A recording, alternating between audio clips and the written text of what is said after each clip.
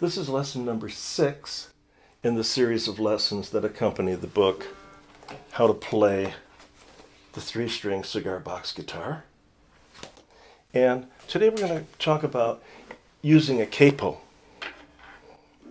You know, this capo I've had for many years. It's pretty long.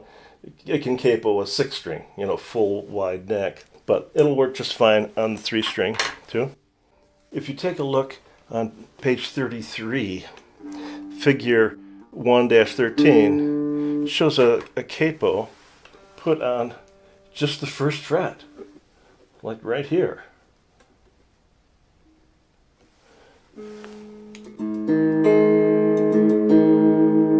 Now, I may have to, if I put a capo on, I may have to retune a little bit because now I've stretched the strings. In fact, the reason for putting a capo on the first fret actually is to lower the string action and have good intonation. So now, even if you have a high action, you put a capo on the first fret, it's forcing those strings right down onto the first fret, and you can consider that to be the nut. So maybe I still want to be in the key of G, 151. Well, of course, it's not going to be a G. So I'm going to bring this down.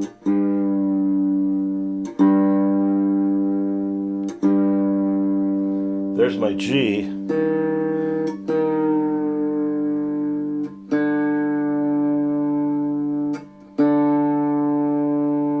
There's the D.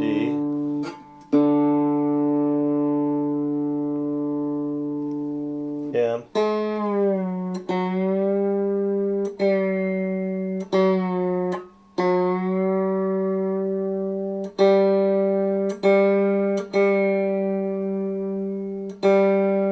now, low G, D, high G. So the notes sound the same as if they were open strings. But now I can play the same songs that I've learned with the open guitar, except the intonation is going to be much better. So I'm fretting at the 13th fret instead of the 12th for the octave. So you just have to keep in mind that this capo is going to replace the nut.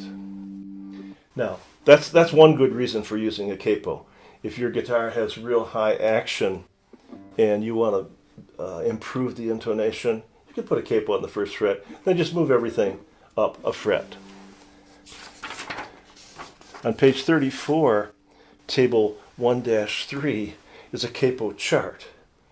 Just as a reminder, it's pretty easy to figure this out, but here's a good reminder of when you capo at different places on the neck, what key are you going to be playing in? Let's say, for instance, you learned a song and you've got certain licks that you like to use and all that in the key of G, but you're playing with a fiddle player, and he says, let's do this in the key of A, if you don't mind. He might be pretty insistent. So, what do you do if you want to play in the key of A?